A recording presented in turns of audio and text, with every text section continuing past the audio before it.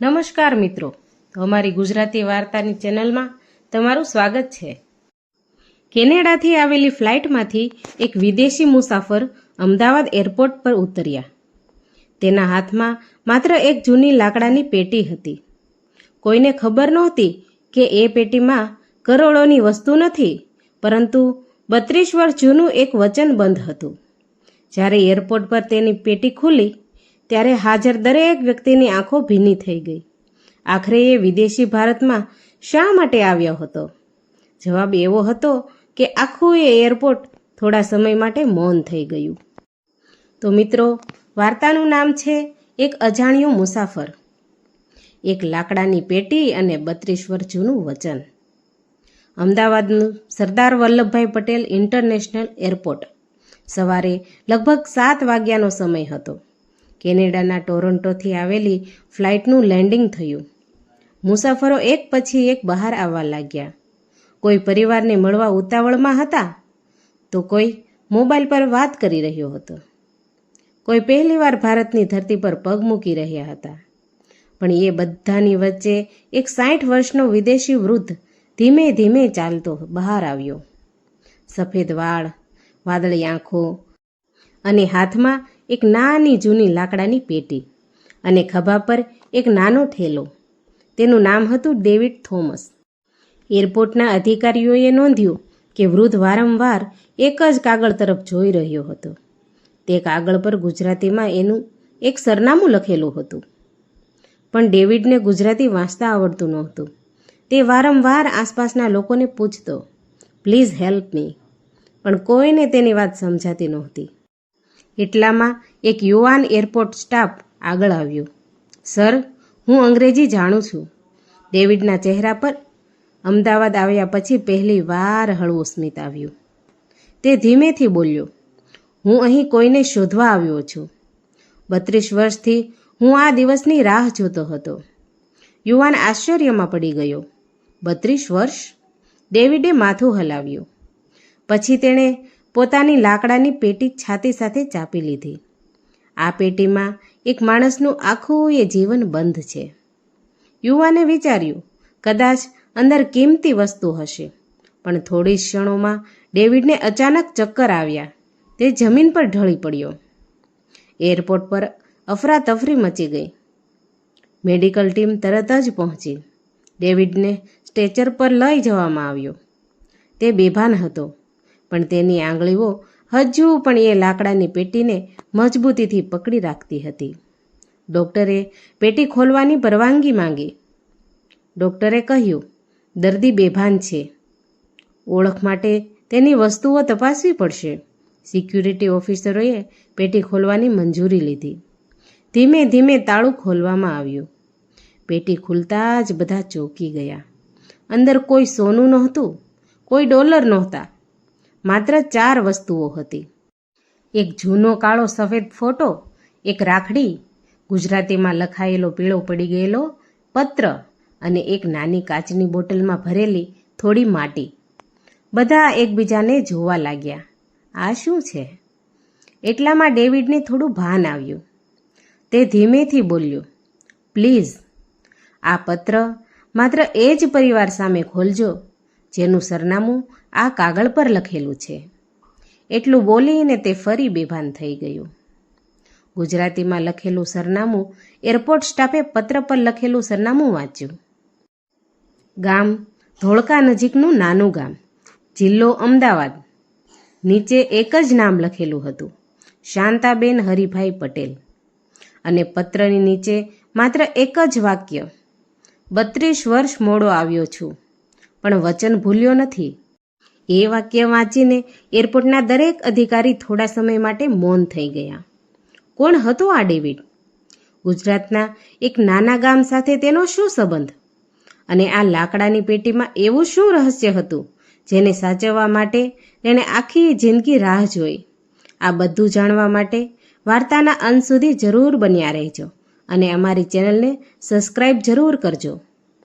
અમદાવાદ એરપોર્ટની હોસ્પિટલમાં David Thomas સારવાર હેઠળ હતો. બહાર એરપોર્ટના અધિકારીઓ વારંવાર એ લાકડાની પેટી તરફ જોઈ રહ્યા હતા. અંદર રહેલી રાખડી, જૂનો ફોટો અને માટીની નાની બોટલ દરેકના મનમાં સવાલો ઊભા કરી રહી હતી. થોડીવાર પછી ડેવિડને ભાન આવ્યું. તેણે આંખો ખોલી અને સૌપ્રથમ પોતાની પેટી શોધવા લાગ્યો. એરપોર્ટના અધિકારીએ કહ્યું, સર, તમારી પેટી સુરક્ષિત છે. ડેવિડે ઊંડો શ્વાસ લીધો. પછી ધીમેથી બોલ્યો, આ પેટી મારી નથી, એક ગુજરાતી દીકરાની છે. રૂમમાં બેઠેલા બધા લોકો એકબીજા સામે જોવા લાગ્યા. અધિકારીએ પૂછ્યું, આખરે કોણ હતો એ? ડેવિડની આંખો ભીની થઈ ગઈ. તે ધીમે ધીમે બોલવા લાગ્યો. 32 વર્ષ પહેલાં કેનેડામાં. વર્ષ હતું 1994. ટોરોન્ટોમાં ભયંકર બરફવર્ષા થઈ રહી હતી. રસ્તા પર કારો ધીમે ધીમે ચાલી રહી હતી. એ જ દિવસે ડેવિડ પોતાની પત્ની સાથે ઘરે પરત ફરી રહ્યો હતો. અચાનક સામેથી આવેલી ટ્રક બેકાબૂ થઈ ગઈ. ડેવિડની કારને જોરદાર ટક્કર લાગી. કાર રસ્તા પરથી સરકીને ખાડામાં જઈ પડી. બરફ એટલો હતો કે કોઈને કંઈ દેખાતું નહોતું. લોકો દૂર ઊભા હતા, પણ કોઈ મદદ કરવા તૈયાર નહોતું. એ સમયે એક 26 વર્ષનો ભારતીય યુવાન પોતાની કારને રોકીને દોડ્યો. તેણે પોતાની જિંદગીની પણ કોઈ ચિંતા કરી નહોતી. તેણે કારનો કાચ તોડી ડેવિડ અને તેની પત્નીને બહાર કાઢ્યા. એ જ ક્ષણે કારમાં આગ લાગી ગઈ. જો એ યુવાન 2 મિનિટ મોડો પડ્યો હોત તો ડેવિડ કહે, આજે હું જીવતો ન હોત. હોસ્પિટલમાં ડૉક્ટરોએ કહ્યું, તમારો જીવ બચાવનાર આ યુવાન છે? ડેવિડે તેનું નામ પૂછ્યું. યુવાન હસીને બોલ્યો, મારું નામ હરીશ પટેલ. ગુજરાતના અમદાવાદ જિલ્લાના એક નાના ગામનો છું. તે દિવસથી બંને વચ્ચે પિતા પુત્ર જેવો સંબંધ બની ગયો. હરીશ ઘણીવાર પોતાના ગામની વાતો કરતો. તે પોતાની માતા વિશે કહેતો, મારી માં શાંતાબેન આજે પણ મારી રાહ જુએ છે. મેં તેમને વચન આપ્યું છે કે થોડા વર્ષોમાં પાછો આવી જઈશ. ડેવિડ હસીને કહેતો, તું જરૂર જઈશ. પણ નસીબને કંઈક બીજું જ મંજૂર હતું. એક દિવસ હરીશ ગભરાયેલો ડેવિડના ઘરે આવ્યો. તેના હાથમાં એક પત્ર હતો. ડેવિડ, મારે કાલે ભારત જવાનું હતું, પણ આજે ફેક્ટરીમાં આગ લાગી ગઈ છે. અંદર ઘણાએ લોકો ફસાયેલા છે. હું તેમને બચાવવા જઈ રહ્યો છું. ડેવિડે તેનો હાથ પકડી લીધો. પોલીસ આવી જશે, તું ના જા. હરીશે હળવું સ્મિત કર્યું. જો હું પાછો ન આવું તો મારી માને કહી દેજો કે તેમનો દીકરો છેલ્લી ઘણી સુધી તેમને યાદ કરતો હતો. એટલું કહીને હરીશ દોડી ગયો.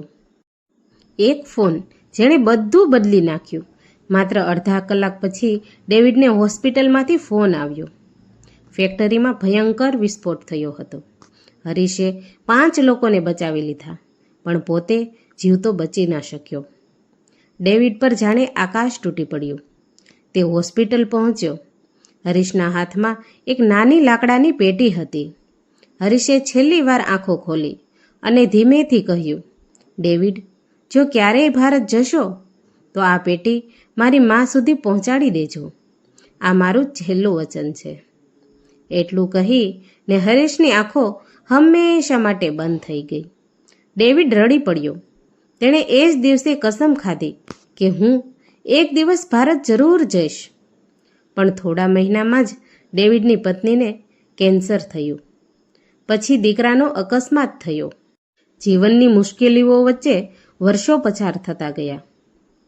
પણ લાકડાની પેટી અને હરીશનું છેલ્લું વચન ડેવિડે ક્યારેય ભૂલ્યું જ નહીં. આજે 32 વર્ષ પછી ડેવિડ આખરે અમદાવાદ આવ્યો, માત્ર એક વચન પૂરું કરવા માટે. એરપોર્ટના રૂમમાં બેઠેલા દરેક માણસની આંખો ભીની થઈ ગઈ. એટલામાં એક પોલીસ અધિકારીએ અંદર આવીને કહ્યું, સર, ધોળકા ગામમાં શાંતાબેન મળી ગયા છે. ડેવિડે ધીમેથી આંખો બંધ કરી. તેના હોઠ પર માત્ર એક જ શબ્દ આવ્યો, હરીશ, હું આવી ગયો છું. અમદાવાદ એરપોર્ટથી નીકળેલી કાર ધોળકા તરફ દોડી રહી હતી. કારમાં ડેવિડ થોમસ, એક પોલીસ અધિકારી અને એરપોર્ટનો અનુવાદક બેઠા હતા. ડેવિડના હાથમાં એ જ લાકડાની પેટી હતી. વારંવાર તે પેટી પર હાથ ફેરવતો હતો. તેમના મનમાં એક જ ડર હતો, જો હરીશની માં હવે જીવતી નહીં હોય તો શું થશે? કોઈ જવાબ નહોતો. નાનું ગામ અને મોટી રાહ. 2 કલાક પછી કાર એક નાના ગામમાં પહોંચે. માટીના રસ્તા, જૂના મકાનો, આંગણામાં બેઠેલા વૃદ્ધ લોકો અને શાંતિ ભરેલું વાતાવરણ. પોલીસ અધિકારીએ એક નાના ઘરની સામે કાર રોકી. ઘરના દરવાજા પર એક વૃદ્ધ મહિલા તુલસીમાં પાણી રેડી રહી હતી. સફેદ વાળ, કંપતા હાથ અને આંખોમાં વર્ષોની રાહ. એ જ હતા શાંતાબેન. પ્રથમ મુલાકાતમાં અનુવાદકે ધીમેથી કહ્યું, "બા, આ સાહેબ કેનેડાથી આવ્યા છે." શાંતાબેને આશ્ચર્યથી ડેવિડ તરફ જોયું. "કેનેડાથી?"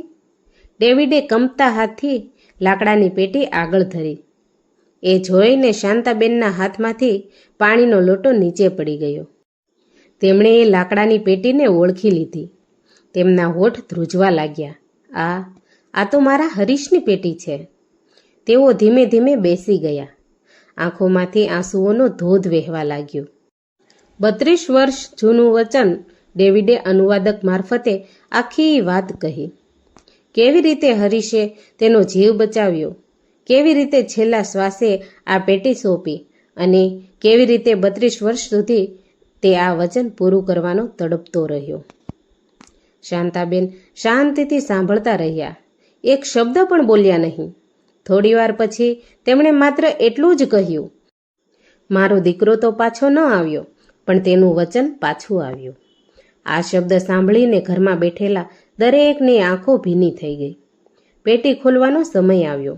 શાંતાબેને ધીમેથી પેટી પોતાના ખોળામાં મૂકી. 32 વર્ષ પછી પહેલી વાર એ તાળું ખોલવાનું હતું. ઘરમાં સંપૂર્ણ શાંતિ છવાઈ ગઈ. તાળું ખુલ્યું. અંદર એક જૂની ઘડિયાળ, એક રાખડી, એક પરિવારનો ફોટો અને એક બંધ કવર હતું. કવર પર લખેલું હતું, "માં, આ પત્ર ત્યારે જ વાંચજો જ્યારે હું તમારી સામે ના હોઉં." શાંતાબેનના હાથ કંપી રહ્યા હતા. ડેવિડ પણ શ્વાસ રોકીને ઊભો હતો. શાંતાબેને કવર ખોલ્યું. હરીશનો છેલ્લો પત્ર. પત્રમાં લખ્યું હતું, "માં, જ્યારે તમે આ પત્ર વાંચશો, કદાચ હું તમારી પાસે નહીં હોઉં, પણ એક વાત યાદ રાખજો, તમે મને માત્ર જન્મ નથી આપ્યો, તમે મને સારા માણસ બનતા શીખવ્યું છે.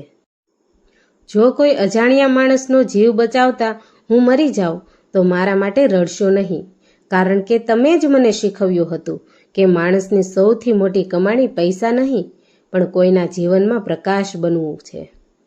માં, મને માફ કરજો, હું પાછો આવી શક્યો નહીં, પણ મારી છેલ્લા શ્વાસ સુધી તમારા આશીર્વાદ મારી સાથે હતા.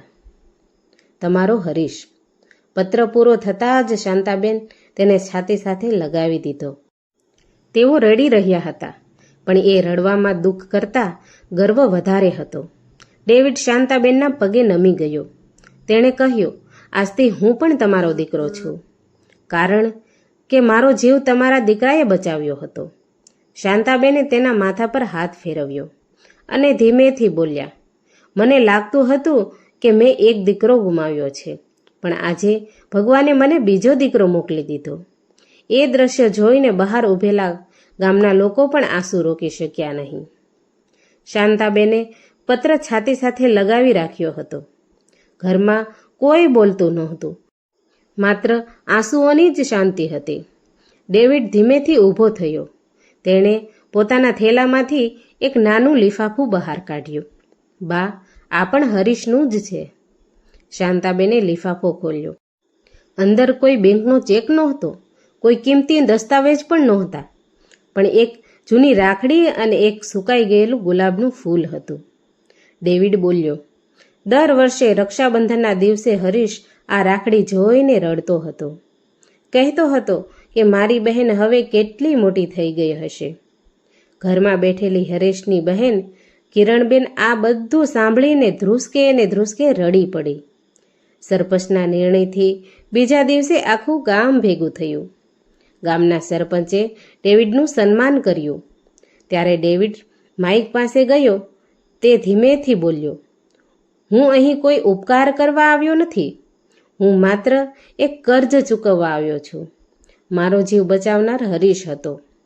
આજે હું જે શ્વાસ લઈ રહ્યો છું એ તેના કારણે છે. પછી તેણે જાહેરાત કરી, હરીશના નામે હું આ ગામમાં એક મફત પુસ્તકાલય અને અભ્યાસ કેન્દ્ર બનાવીશ. કોઈ ગરીબ બાળક માત્ર પૈસાના અભાવે ભણતર નહીં છોડે. આ સાંભળીને આખું ગામ તાળીઓથી ગુંજી ઉઠ્યું. એક નામ જે ક્યારેય ભૂલાશે નહીં. 6 મહિના પછી ગામમાં એક સુંદર ઇમારત તૈયાર થઈ. દરવાજા પર મોટા અક્ષરે લખેલું હતું, હરીશ પટેલ સ્મૃતિ પુસ્તકાલય. નીચે એક નાની લાઈન પણ લખેલી હતી, એક અજાણ્યા માણસનો જીવ બચાવનાર સાચો હીરો. ઉદ્ઘાટનના દિવસે ડેવિડ ફરીથી કેનેડાથી આવ્યો. હજારો લોકો હાજર હતા. શાળાના બાળકો હાથમાં ફૂલ લઈને ઊભા હતા. શાંતાબેન રિબીન કાપવા આગળ વધ્યા. તેમણે કહ્યું, આજે મારો દીકરો ફરી ઘરે આવ્યો છે. ફરક માત્ર એટલો છે કે આજે તે દરેક બાળકના સપનામાં જીવશે. પછી ડેવિડની વિદાયની ઘડી આવી. સાંજ પડી રહી હતી.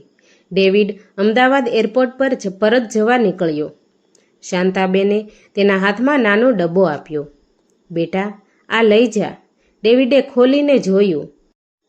અંદર ઘરના આંગણાની થોડી માટી હતી. શાંતાબેન બોલ્યા, આ માટીમાં મારા હરીશના પગલાં છે. જ્યારે પણ તમને તેની યાદ આવે આ માટીને જોઈ લેજો. ડેવિડ પોતાની જાતને રોકી ન શક્યો. તે શાંતાબેનના પગે પડી ગયો. બા, હું દર વર્ષે તમને મળવા આવીશ. શાંતાબેને તેના માથા પર હાથ ફેરવ્યો. હવે તું મહેમાન નથી, તું મારો દીકરો છે. 1 વર્ષ પછી અમદાવાદ એરપોર્ટ પર એક નાનું પ્રદર્શન રાખવામાં આવ્યું. તેમાં હરીશનો ફોટો, લાકડાની પેટી અને તેની વાર્તા મૂકવામાં આવી. હજારો મુસાફરો ત્યાં થોભીને એ વાર્તા વાંચતા. ઘણા લોકોની આંખો ભીની થઈ જતી. એક નાનકડા બાળકે પોતાના પિતાને પૂછ્યું, પપ્પા, હીરો કોને કહેવાય? પિતાએ હરીશના ફોટા તરફ આંગળી ચીંધીને કહ્યું, જે પોતાના માટે નહીં બીજા માટે જીવે એ જ સાચો હીરો છે. તો વાર્તામાં બોધ મળે છે કે જીવનમાં પૈસા, નામ અને સફળતા ફરી મળી શકે, પણ આપેલું વચન અને કરેલી માનવતા ક્યારેય જૂની થતી નથી. ક્યારેક એક અજાણ્યો માણસ પોતાના કરતાં પણ વધારે પોતાનું બની જાય છે, અને ક્યારેક એક નાની લાકડાની પેટી આખી જિંદગીનો સૌથી મોટો ખજાનો બની જાય છે. તો મિત્રો, અમારી વાર્તા તમારા દિલને સ્પર્શી હોય તો અમારી ચેનલને સબસ્ક્રાઇબ કરવાનું ના ભૂલતા અને લાઈક જરૂર કરજો.